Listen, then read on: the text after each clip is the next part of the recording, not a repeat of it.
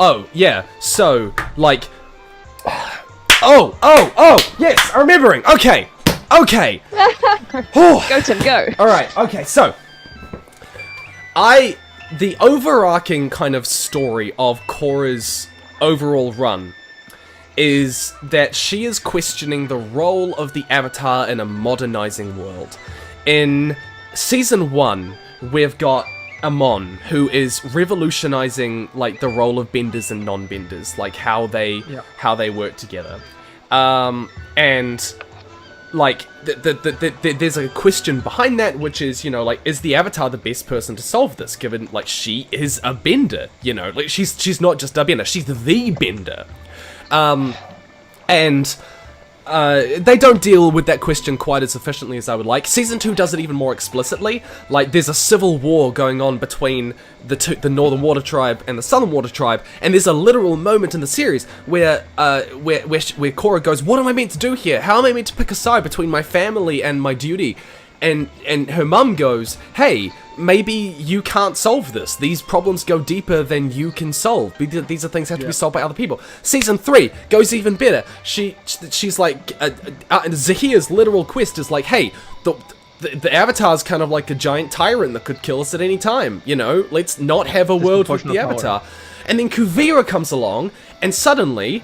you've got the Earth Kingdom in ruins, and she's bringing them all together and restoring order and, like, getting food stamps going out to people who are starving and stuff. And there's like, this question of, you know, like, where's the Avatar's role in a modernizing world?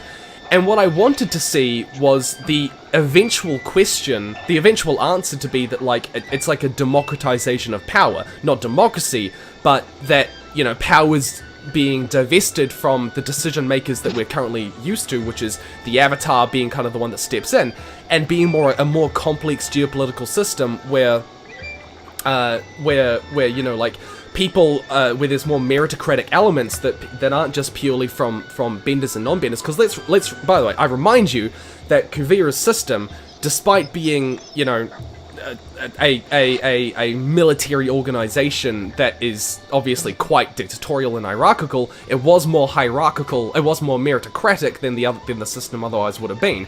And the point it was raising is that you could have these non-bending groups inside a meritocratic system that really did justify, you know, that created a sense of progress and growth for society as a whole, that didn't rely on these established power structures that they've had in the past. And I wanted it to come out at the end of this with the Avatar being like, oh, Kuvira's uniting the Earth Kingdom, and her getting to the point where Korra realizes, oh my gosh, I've been fighting Kuvira, and Kuvira's doing the right thing all along. She's been, like, democratizing the state, getting rid of the monarchy, and I've been under this impression that she's doing the wrong thing. Now, they didn't take it in that direction, but the setup at the beginning did promise or offer the question that it could have gone that way.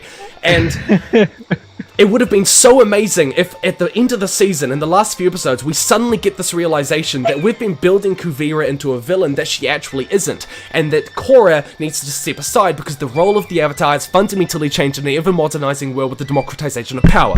Oh! I'm glad you got that off your chest, Tim. Just wait, can you say that again, Tim? Yeah.